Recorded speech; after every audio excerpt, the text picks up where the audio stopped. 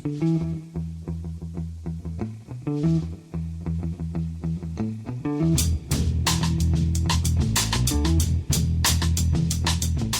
and welcome to The Price of Football, the show that looks at the money behind the beautiful game with me, Kevin Day, and Liverpool University's Kieran Maguire. How are you, Kieran? I'm okay, Kevin. I'm a little bit hoarse though, because I went to see a Foo Fighters tribute act in Lewes last night, and Lewes, for people that don't know, it's the hipsters' hipster town.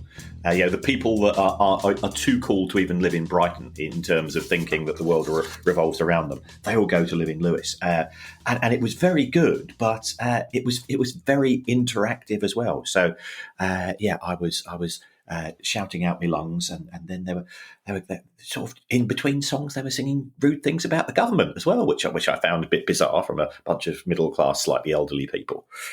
Well, I don't find that at all bizarre from the middle-class elderly people I know, Kieran, but the fact they're doing it in a Foo Fighters tribute band, you want them to be like the Foo Fighters, not the sweary Foo Fighters, surely.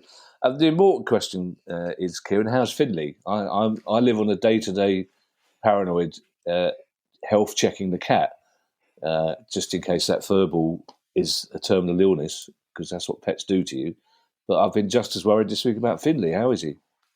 He's back to being as bouncy and as giddy as ever. I've never known an animal quite as delighted that every time somebody comes to the door, he is convinced that they are his best friend forever, and treats them accordingly. Now he's back, full of the joys, and in his inimitable way, he's by me now, and he manages to find that as soon as the sun shines through a window, he has to go and lie on that piece of the carpet.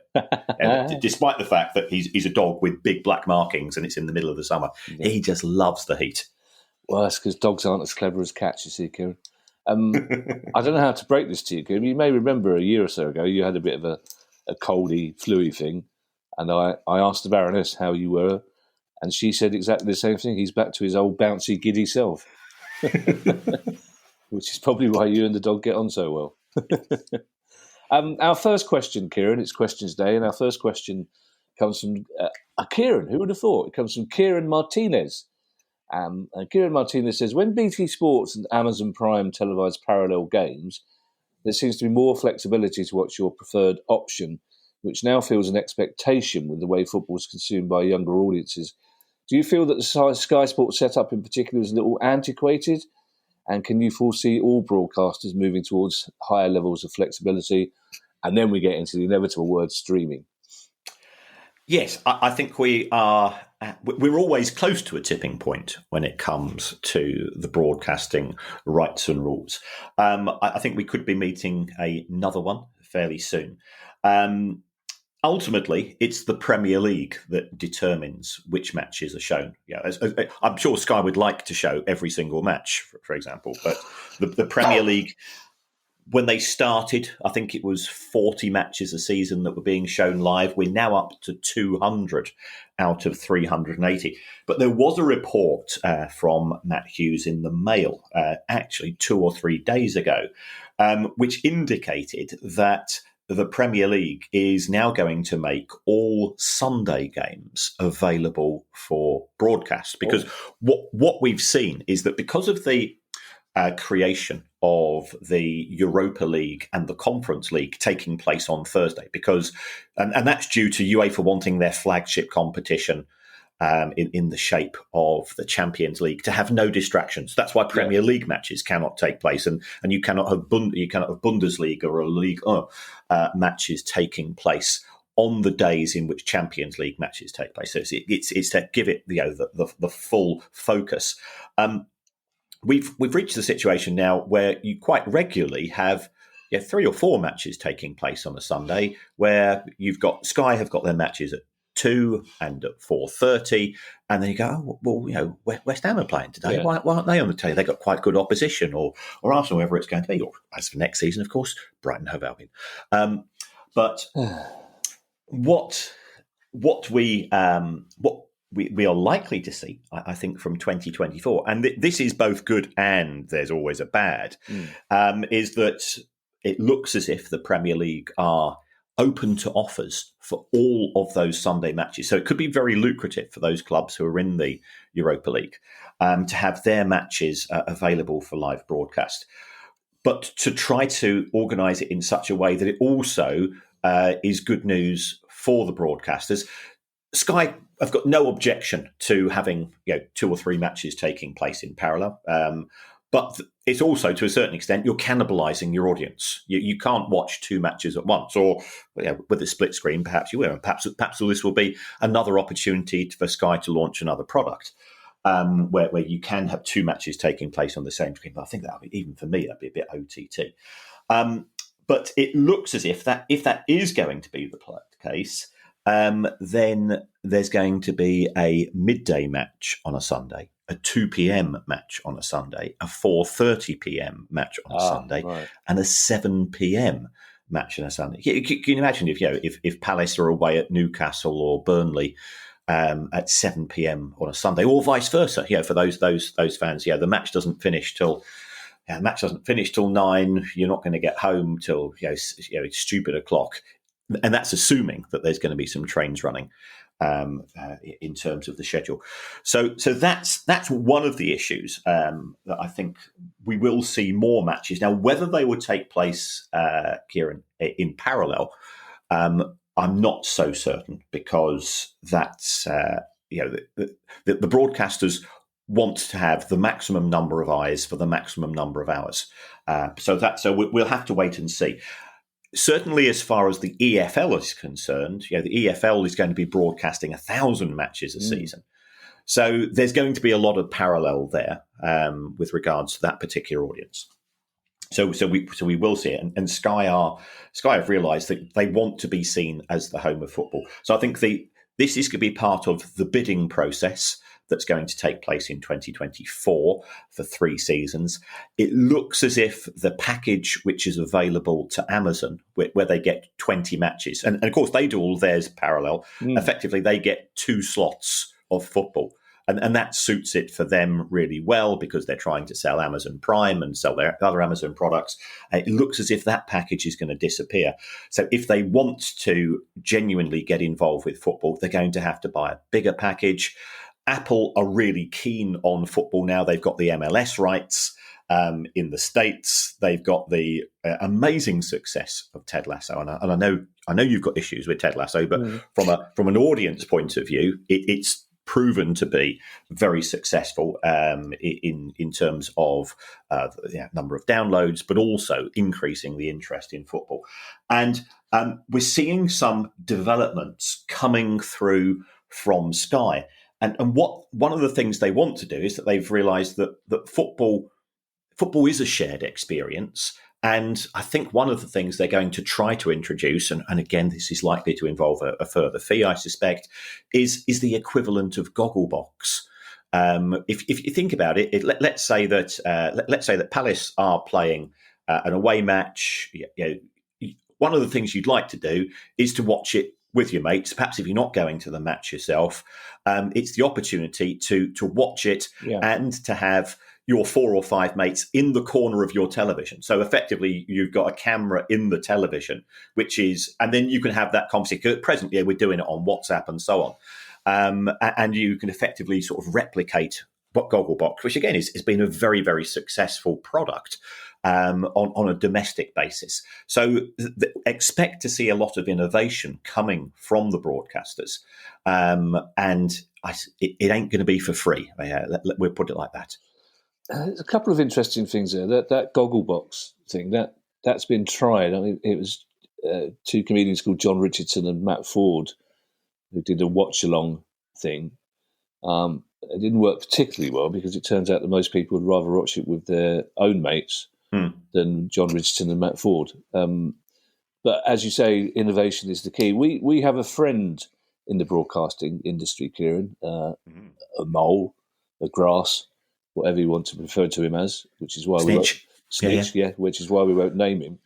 But I'd be interested to get his view on this, because it strikes me that if Sky were showing 4 games a day, parallel or not, then I think 2 or 3 of them won't have as many cameras as the main game, whichever they nominate as the main game, because there are only so many camera people and sound operatives and pundits to go around. So there might be some work for Ethan Okoku out of it, but that's an interesting one.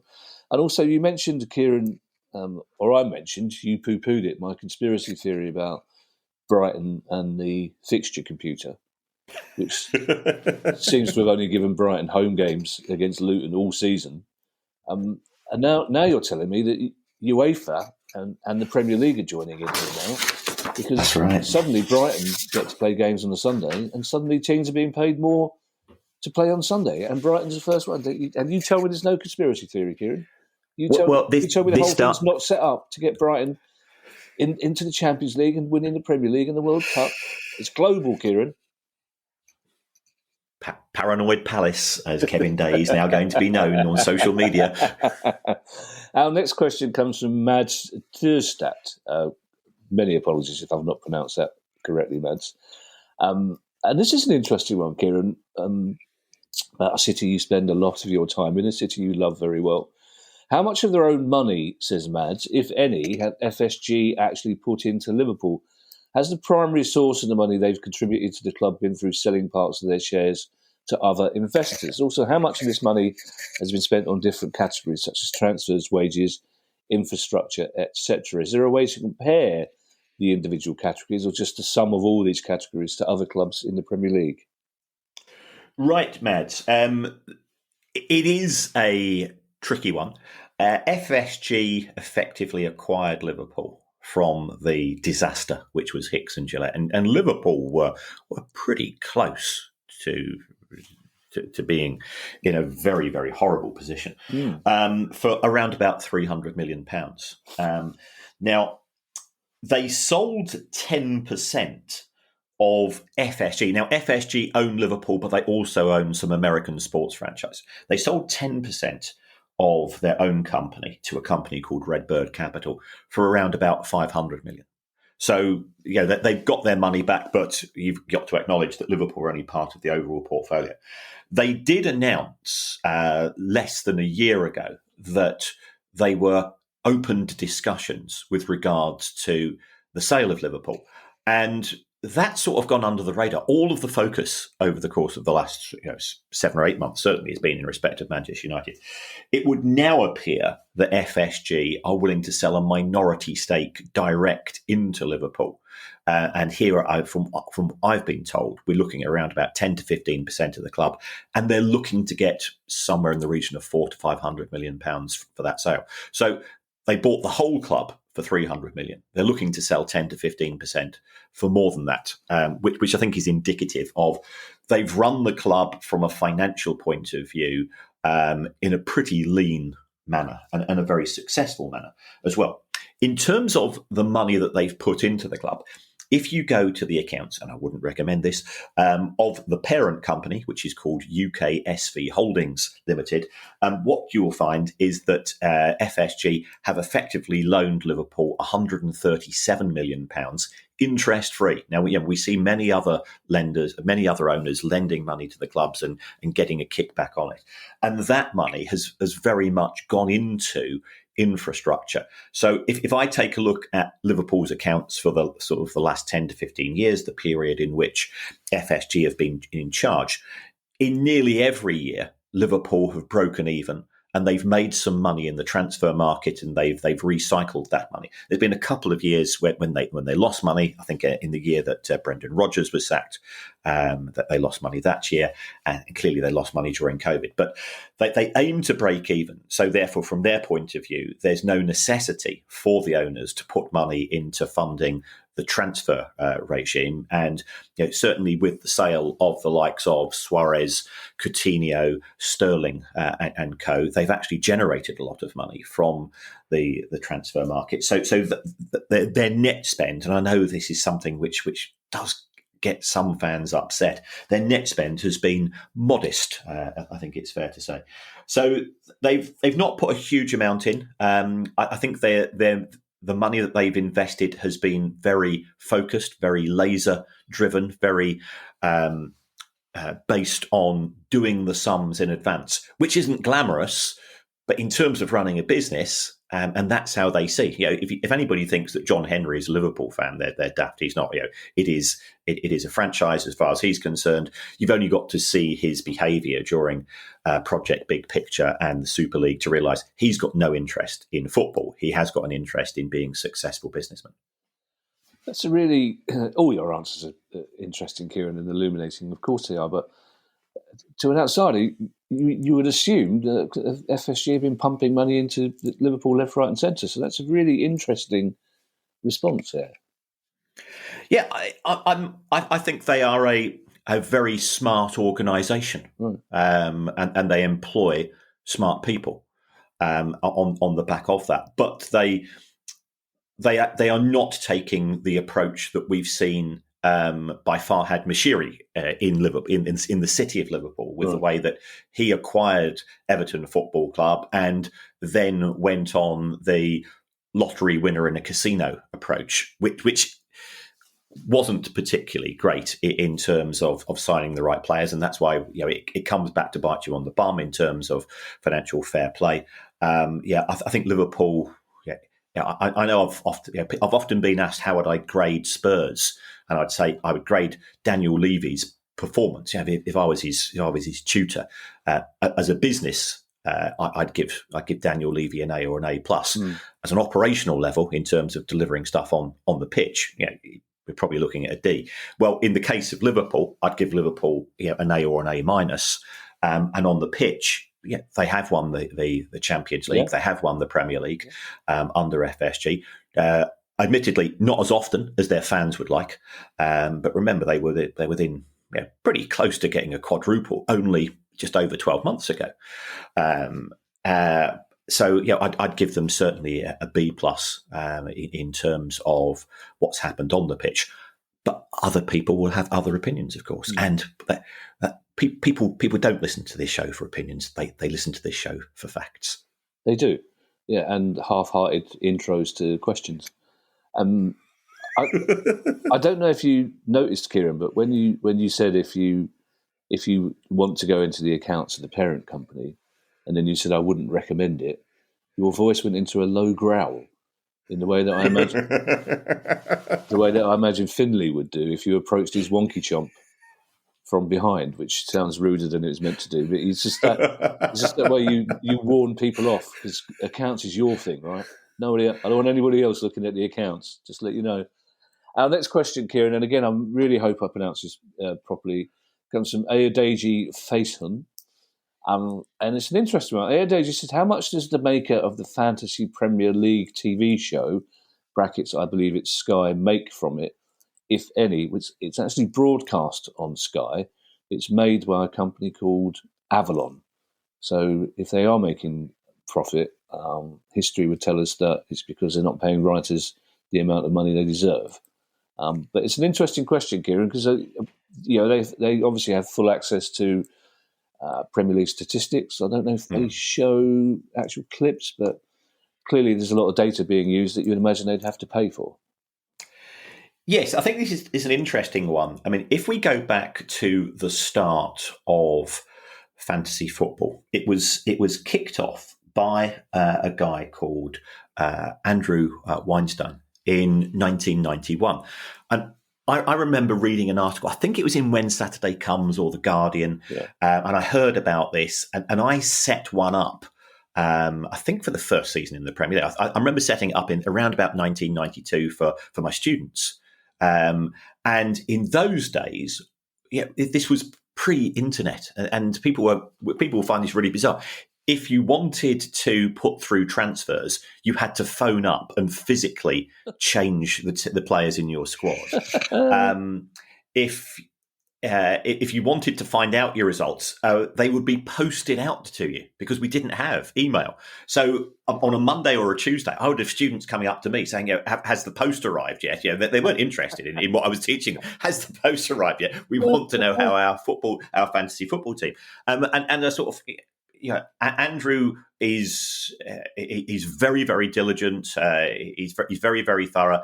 Then I think Radio 5 Live picked up on it, and then of course David Baddiel and Frank Skinner sort of got the name to the show.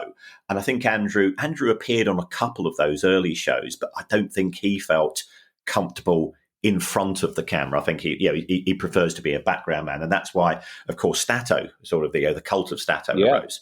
But it was reasonably successful, and there's quite a good article about him in the FT, and I think he sort of looks back now with a bit of sorrow because it's not making money anymore, because and the reason for this, and this is a bit like with this recent case, didn't we, with Ed Sheeran when he was accused of stealing somebody else's music. He said ultimately there's a limited number of notes and a limited numbers in which you can put them into order. Well, when it comes to football, what Andrew quickly found was that he initially sold the rights to the Daily Telegraph, but then what happened was the Sun announced it as Dream Team, which was exactly the same thing. And you've got to award points for goals, for assists, for appearances. You can take them away for red cards.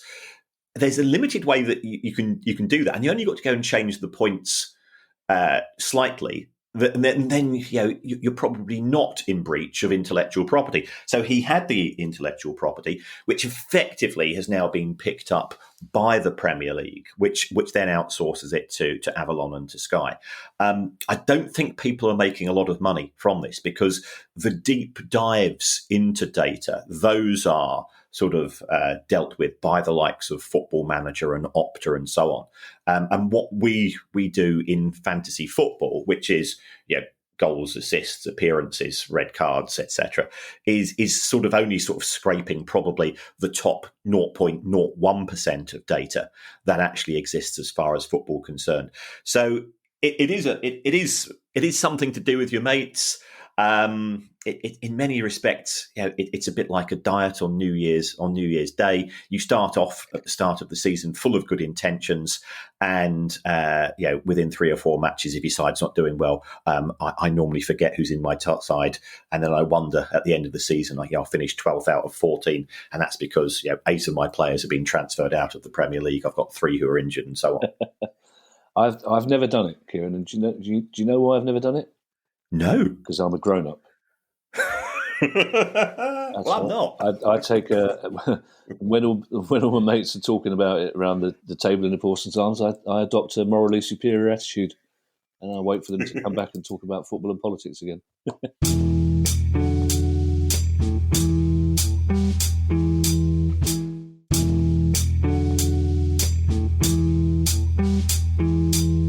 Our next question, Kieran, comes from Brian Farman. And Brian Farman says that, again, this is one of those questions. you read it and you think that while I'm adopting a morally superior attitude in the Portons, all my mates are talking about this as well. As Brian says, many goalkeepers find it necessary to spit frequently on their gloves. Is this because they're using low-quality gloves to save on money? Or is this a business opportunity for manufacturers to produce more sticky palms? The rest writes itself. It does a little bit, Kieran. Before you launch into that, there are 2 things, Brian. It might be superstition. Also, it's only just occurred to me. This is how I know I'm not really cut out for this job, Kieran. It's only just occurred to me that one of my good mates is the second biggest manufacturer of goalkeeping gloves in the country. So possibly, I've read this before when the script came through, it should have occurred to me then to maybe give him a quick call and ask about sticky. It's a good question. It's not, it's a daft question, but it's actually one of those daft questions that turns into an interesting answer, I think, doesn't it? This is a proper 45-minute pub discussion, isn't it? Well, Brian, I mean, it's slightly outside of my wheelhouse here. I'll be the first to admit that. But I went on to the website, which is called Just Keepers. Yeah. I thought this was some sort of marriage advisory website, but I was wrong. it just focuses on goalkeeper gloves, and it was fascinating, and effectively, what you're looking for is somebody to come through with some form of science that's going to turn you into the equivalent of a gecko, and that's what they're all trying to do. All of these different manufacturers, so. The number of manufacturers is huge. The number of varieties you've got strapless gloves. You've got flared gloves. You've now got, and I think this is really good. You've now got separate gloves for women because we've said before that when it comes to football boots, it's taken until 2023 for manufacturers to actually start. We've got this growing market, and we're expecting women to wear small size men's football boots, and it's bonkers given that the physiology is different. So it's not a case of them saving money. I think we have to knock that one on the head. The price of a pair of gloves, probably in the region of, if you want some of the top end ones, £70 to £100, not cheap. I believe football boots are pretty expensive these days as well. But I think you actually knocked it on. You nailed it on the head to start with. It's a bit of superstition. There is this belief that a bit of saliva will add to your ability to tip one over the bar from 30 yards in true Hollywood style. But I suspect that makes no difference. But there certainly is a lot of ongoing research and science into this because, as we saw when Brighton Hove Albion played at Crystal Palace this season, a goalkeeper, even with the biggest gloves, can make the dumbest of mistakes. And God love him for it. I've just had the outline for the tattoo done. It's interesting though, Kieran, because we've talked about kit deals before and how much is supplied, but goalkeepers are expected to buy their own. I mean, they can do deals with manufacturers, but the goalkeeping gloves, caps, etc., are not included in. If they've got a deal with Umbro, for example, Umbro won't supply the goalkeeping gloves and caps. The keepers have got to sort that out themselves. I realised as well, talking about your goalkeeper, about halfway through this season, I started channeling my dad, God rest his soul, who had a thing about goalkeeping gloves from the moment Peter Bonetti first started wearing little gardening ones. And I realised some instinct has taken me over because goalkeepers they just don't catch the ball anymore when they save things. It's like, you remember, I've got some lovely photographs from the 60s and 70s of taken from behind the goal of keepers leaping sideways and catching the ball. And nowadays, people will go, "Oh, what a brilliant save! The way he palmed that round the post." No, they should have caught it.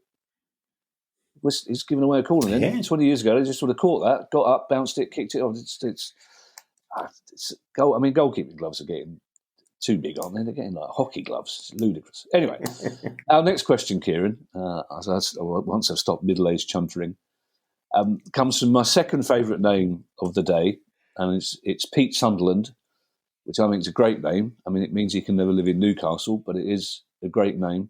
And Pete Sunderland says, my team Livingston, like Kilmarnock and various other clubs in Scotland, have an artificial pitch. Now, part of the reason this was installed was to enable the club to try to use the stadium other than just on match days, and doing away with the need for additional training facilities and enabling the club to rent it out to the community. Also, to try and reduce the chance of games being called off due to the weather. Plastic pitches, however, a contentious issue for many, especially in the top flight. My question is, how much do you think Livingston will make in revenue for renting out the pitch?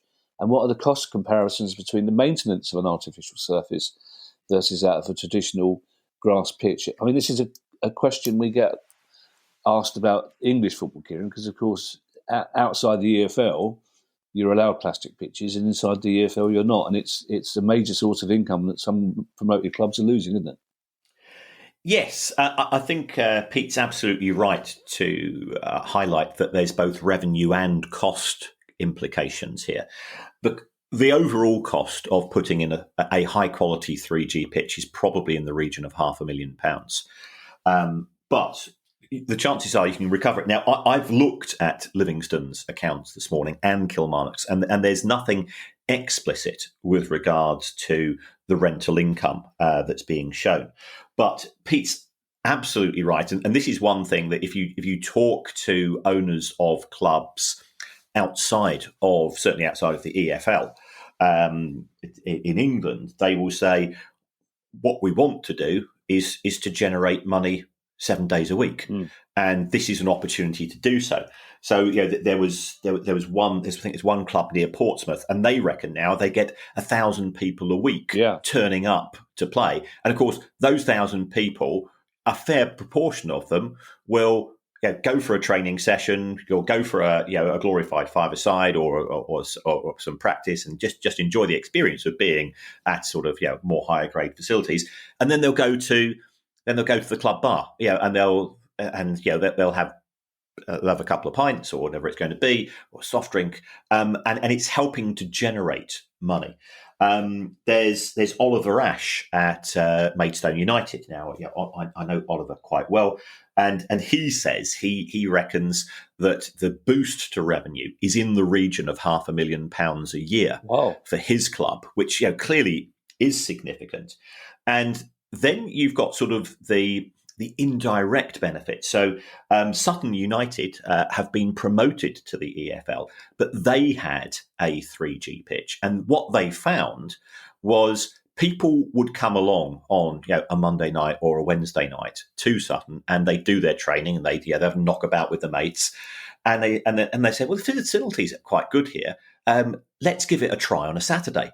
And they saw their attendances double over a period of about 4 to 5 years. I mean, they were doing reasonably well in non-league as well, but they saw their attendances increase because people said, I quite like this. It's got a community feel. The facilities are good. Why not come along on a Saturday?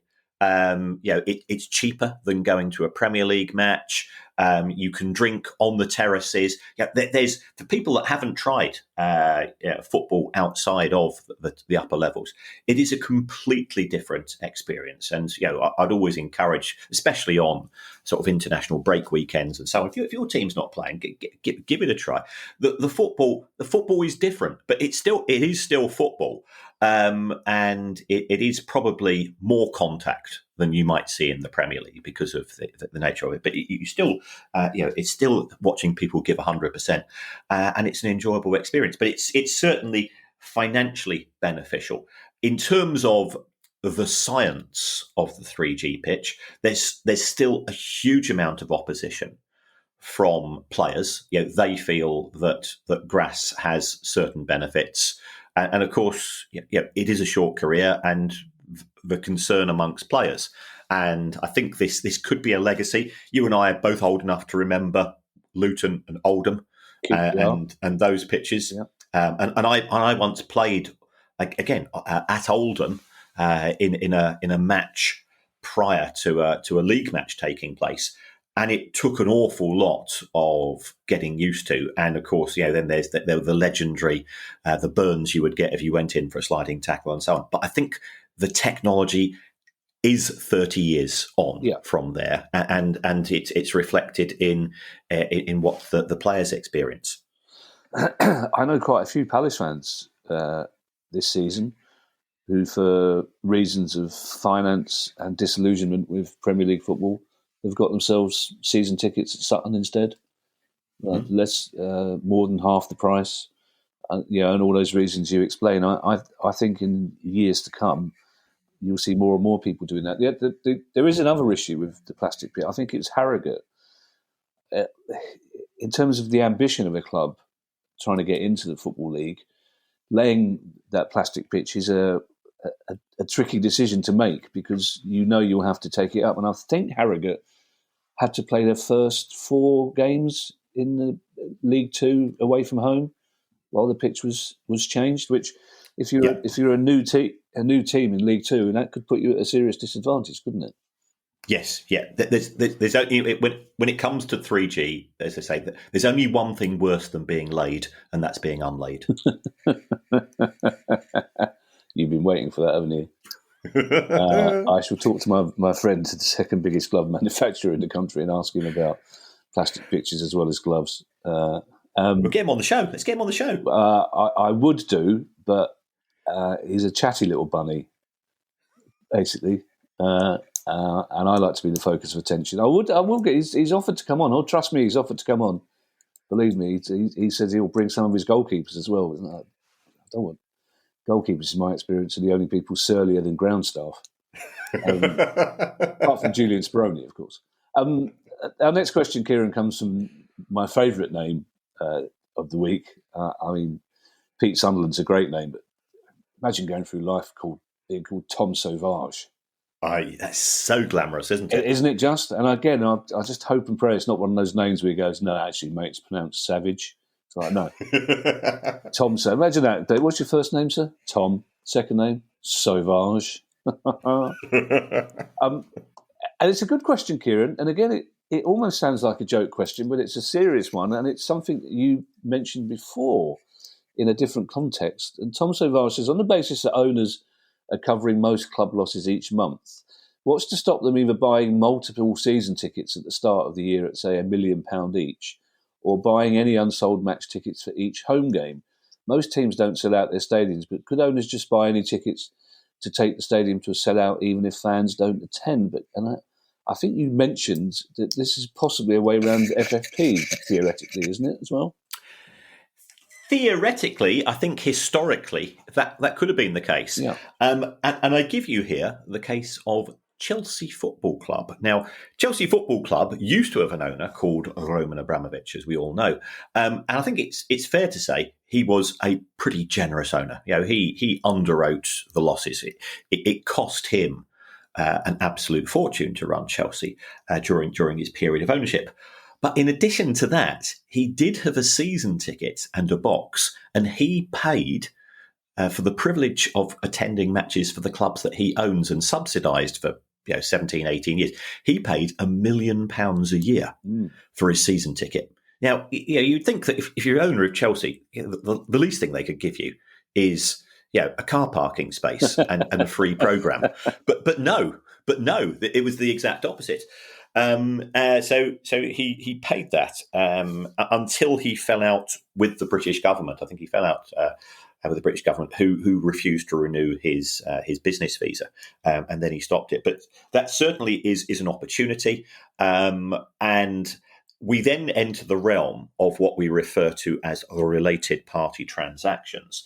Now, under the latest incarnation of Premier League rules, if you have any related party transactions, they have to now go into what they refer to as a fair value panel. So I think you would have been able to get away with this historically, and it was certainly one of the things I would always have encouraged owners to do if they wanted to circumvent the rules. I'm not doing this to say I told you so, but when financial fair play was first announced, given sort of what I do for a living, I just wrote down 10 schemes to circumvent the rules, and that was certainly one of them. But it's taken a fair amount of time, but the authorities have started to take a more aggressive stance with relation to this. There are other schemes are still available, of course, given the whack-a-mole mentality of what we see in football. But it has actually been used, Tom, historically by some owners. So you're absolutely right to put this forward as a suggestion, but it's more difficult to achieve success with it today. We've got 4 questions to go, Kieran. The first 2 are quite short, which is good because it gives me a chance to catch my breath before the third one. And the first question is one of those, again, very interesting questions that I like. It seems simple, but it's one of those, why haven't I not thought of this before? It comes from Lawrence West. And Lawrence West says, do payouts to sacked managers count for or against FFP? Well, Lawrence, ultimately, a payout to a manager is a form of deferred remuneration. It's linked to their ability to generate a wage. And given that wages are included in financial fair play, payoffs to managers are also included as an FFP expense. And There was certainly, I can't tell you the club involved, but I'm aware of a Premier League club that wanted to sack its manager but couldn't afford to do so. And this was probably about 4 or 5 years ago. So it wanted to sack the manager, but it couldn't afford to do so because it would have triggered a payment to the manager, which would have taken them over the financial fair play limit. Oh, wow. And the way that they circumvented this was they found a friend of the owner who agreed to put in a big sponsorship deal of the club to bring the money in to the club, which allowed them to sack that manager and then recruit the manager they wanted to replace him. And I'll tell you who that manager was at the end of the show. Good Lord. Okay. Well, I'm already wildly speculating internally. Terence Gauci has our next question. And again, it's one of those questions you think it sounds like a joke, but why not? Terence Gauci says, what are the chances of West Ham being given the London Stadium for free to stop taxpayers continually covering its huge annual losses? Well, I think this is a very valid point, Terence. Yeah. If we take a look at the accounts, and I have been looking at an awful lot of set of accounts this morning, of E20 Stadium Limited, who are effectively the landlord at the London Stadium, that company has been losing in some years up to £1 million a week, and therefore it's had to fund those losses, effectively being subsidised by the taxpayer. So there's two ways out of this. Either E20 Stadium can become more efficient, it can generate more income, and clearly, it rents out the stadium to West Ham, or WH Holding Limited, as the West Ham company is called, but it only generates around about £3 million a year from West Ham. Then, of course, there's events taking place at Wembley. There's lots of concerts. Harry Styles was there recently. We've got other famous people coming there, including the Foo Fighters, who I tried to. This is how dedicated I am to my job, Kevin, and this is where it comes to bite me in the bum.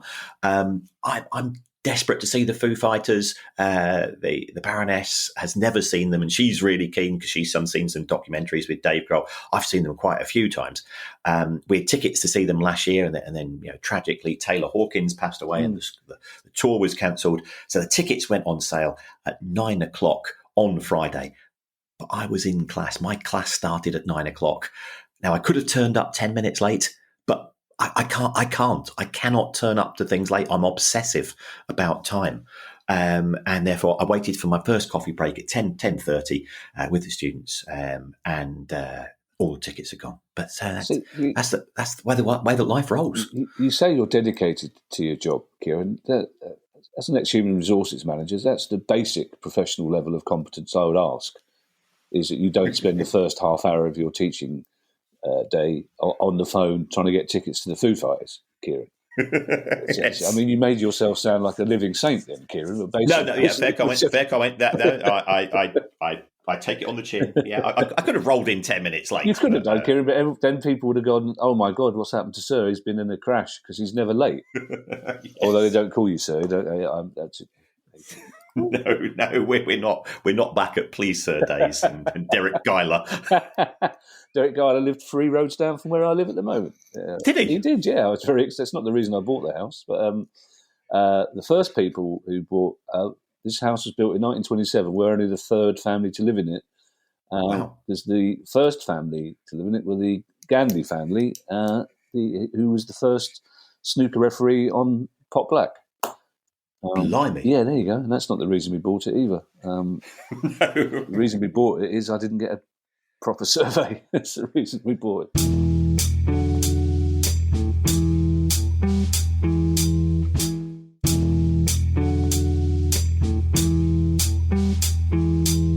Our next question, Kieran, there's a bit of a lead up to this question. And the question comes from Bob Bowers.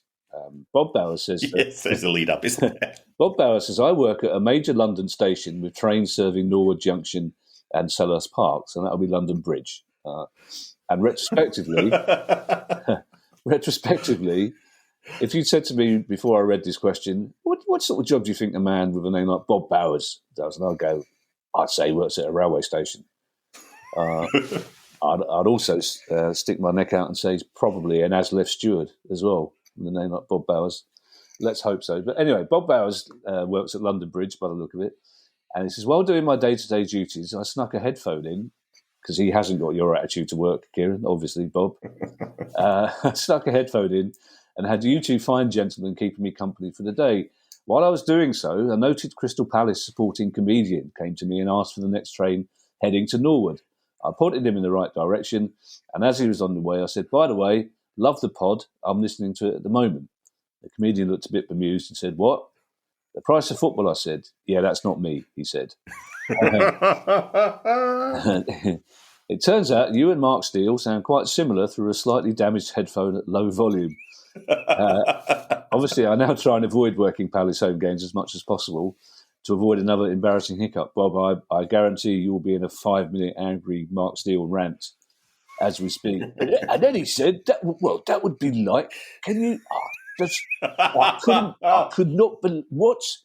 That's not my point. Mark has a very good podcast as well, but he won't have taken kindly to being mistaken for me. God love him. I always like the fact that Mark says he loves going to football because he can keep a low profile. And like, well, why are you wearing a purple fedora? Well, I love Mark Steele. What a fantastic comedian he is. But anyway, so that's the build-up. And then Bob Bowers has this question. Bob says, anyway, my question for you chaps is in regards to the European Super League. I know another one. I have to ask, and it turns out, again, Kieran, there's a theme. One of those questions that you think it's a bit of a joke question, but it's not when you think about it. If there's going to be a European Super League, why don't they simply play it over the summer? Well, that is an option that is available. But you then got to say to yourself, when a footballer's going to get a break? Because we've already got the World Cup taking place once every 4 years, which effectively, we've now got an expanded World Cup with 40 teams. Was it 48 teams in 2026? We have the Euros taking place once every 4 years. We are now going to have a 32-club FIFA World Club Cup competition. And all of this involves more and more matches. So I think there would be some logistical challenges. I'm not saying it's impossible, especially if you only had, say, 12 teams in it. But it's really a case of then you've got to have to deal, and I think you sort of mentioned it, so grumpy groundsman. Yeah, can you imagine? Can you imagine the groundsman at Old Trafford or the Bernabeu being told, we've got another 6 matches, and you're not going to be able to do anything serious with the turf until to the second work of July. Yeah, you can imagine the bottom lips with regards to that. But I'm sure that's something that they could overcome. I think there would be sort of logistical issues as well, because at present all contracts expire on the 30th of June. So, what happens, in terms of if you're going to have it in June and July, you could have players moving on from club to club. We have a natural winning, but we cope in January with having a transfer window and matches are taking place. So it's not insurmountable. I think it's just a case of, we all need a break from football. As much as I love the game, I think it is, and as we found doing this show, there's no break. Football finances 365 days a year, and there's at times I'm sure both of us going, oh yeah, for heaven's sake, not another story and another 5 a.m. radio interview talking about this, that, or the other in June or July. So it's simply a logistical issue. I think the clubs would realise that they would have to deal with players and their representatives and the PFA and so on and their equivalents. Footballers are entitled to a break, and I think that's by making it a every summer sport. You would cause some implications there. And if I was young and earning millions, I'd want to spend some of my time enjoying myself and not doing the day job. I love this time of the season in many ways, Kieran. This time of the season is my favourite time of the season because I think we're 7th alphabetically. Sky have already got the league. Just make sure that if you go on the Sky's website, they've got the league table up already. I think, Brilliant. Luton will be happy with that finish at the end of the season. Wolves, less so. Our last question, Kieran, comes from Jeff Matty. I'm not saying I suspect any skullduggery on the part of producer Guy here, but we'll ask the question, Kieran, and see what you think. But Jeff Matty says, I've often wondered what the cost would be to set up a brand new football club.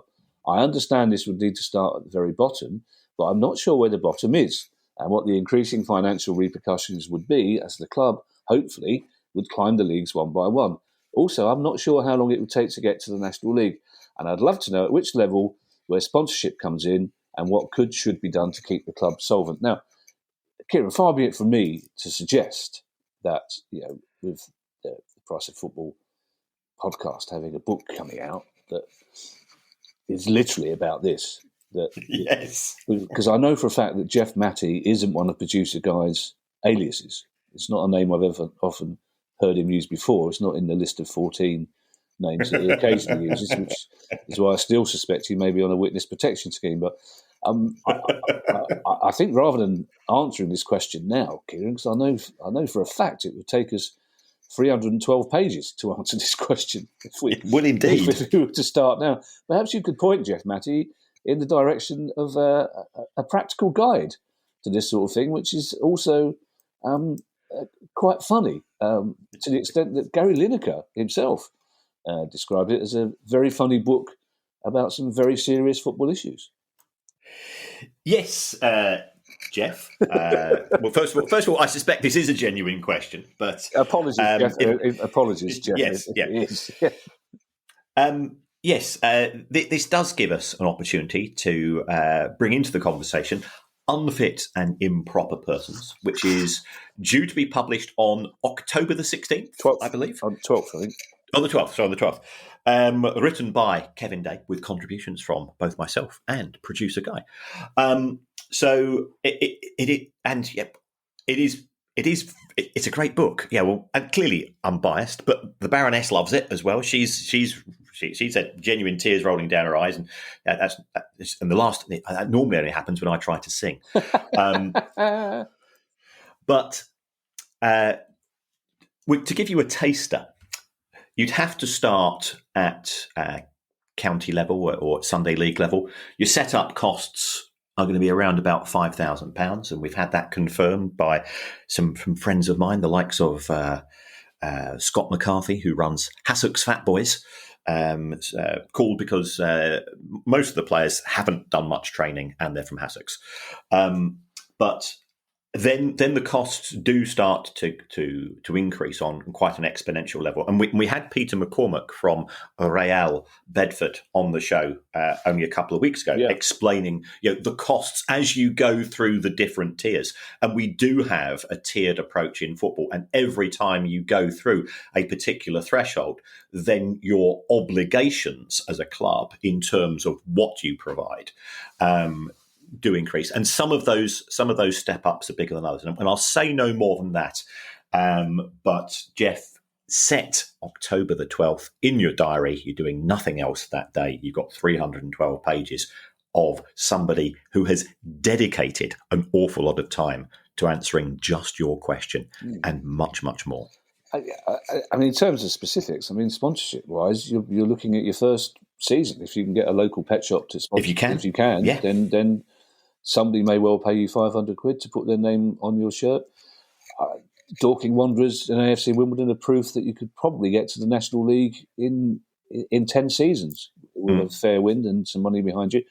It's a much more difficult question to answer than it would have been 30 years ago in our heyday as Sunday League footballers, because it's very much regulated and controlled. And right from the very beginning, when you set a football team up, you are having to obey FA regulations and then league regulations, and it's a much more daunting prospect. I think it would have been a while ago, but it's absolutely worth it, as we've seen with the success of quite a few clubs.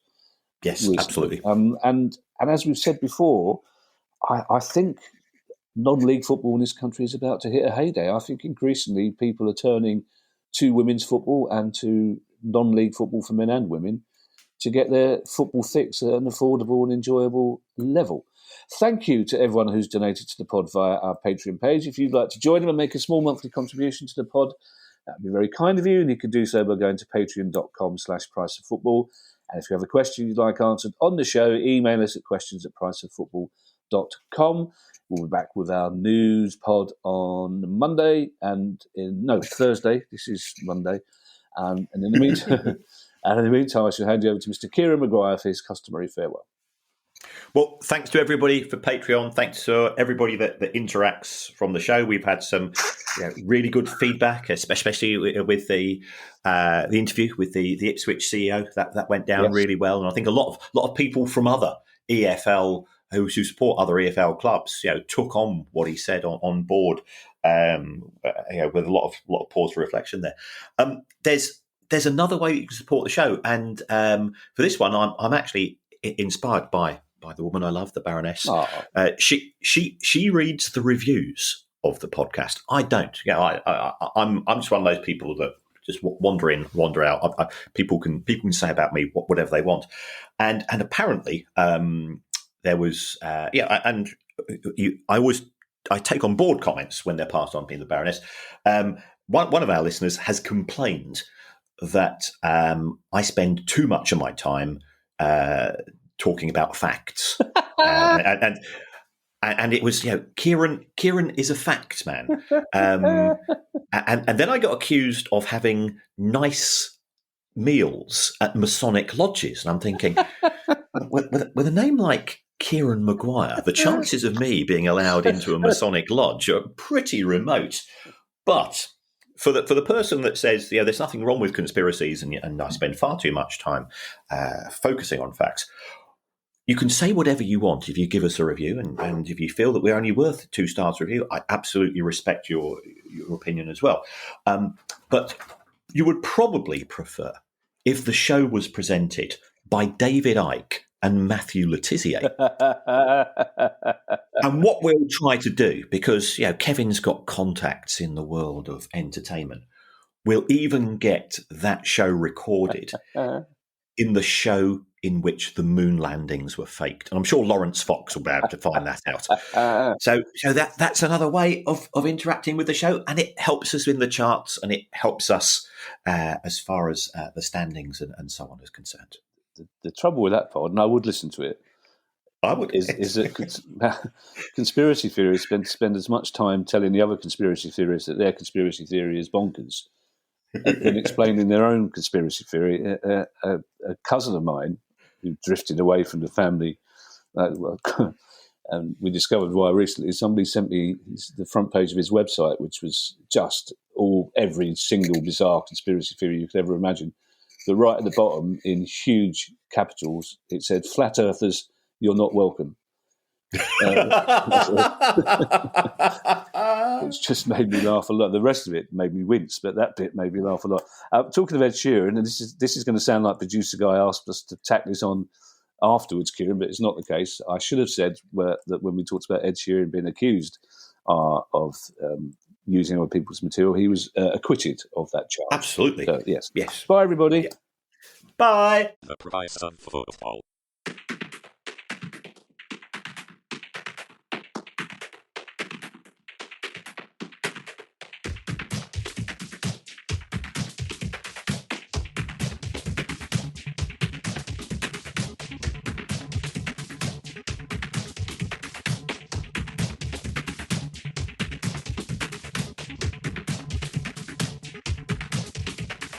The price of football.